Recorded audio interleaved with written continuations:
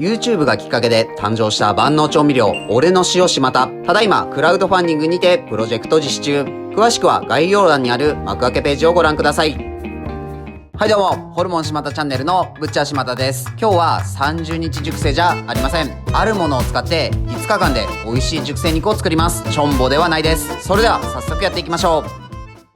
いつものように出勤するとネットを見ているいぶし銀銀丸が面白いものありますよと今回の商品を教えてくれました。ということで今回使うのはこちら。巻くだけで美味しい5日間冷蔵庫で熟成美味しいとです。このシートを肉や魚に巻くことによってタムニジウムという菌を付着し、この菌が肉や魚のタンパク質を食べて成長し、肉や魚を悪玉菌から守り、また酸化も防いで鮮度を保つ役割をしてくれるそうです。1枚2500円で使い切りタイプです。それでは熟成していきます。今回熟成していくお肉はこちらのリブロースです。25度以上で保管するとこのシートについている菌が死んでしまうため、冷蔵庫で5度以下で保存するのがいいそうです。特に匂いなどはなく、見た目はただの布、さらしです。なんだか怪我をした時の保健室を思い出す見た目をしています。5日間で熟成肉ができるなんてプリンセス天候張りのイリュージョンみたいですね。お肉にしっかり巻くだけで、これだけであとは5日間待つだけです。これはもはや布熟成です。フックに吊るして冷蔵庫に入れて5日間待ちましょう。それでは5日経ったので見てみます。布にドリップが染みているのがわかります。布を外して中を確認しています。色が少し赤黒くなりましたね。なんだか見た目はタンみたいです。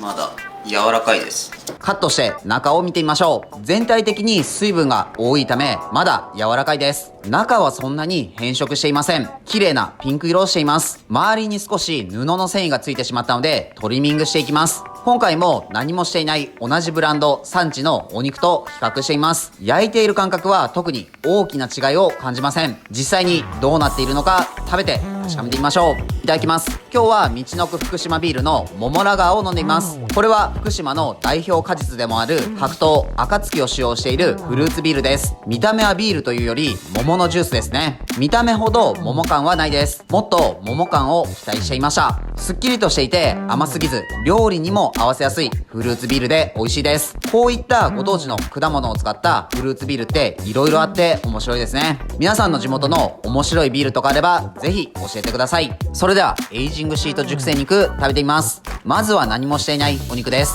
いつ何時食べても安心する味です。それでは熟成肉食べてみます。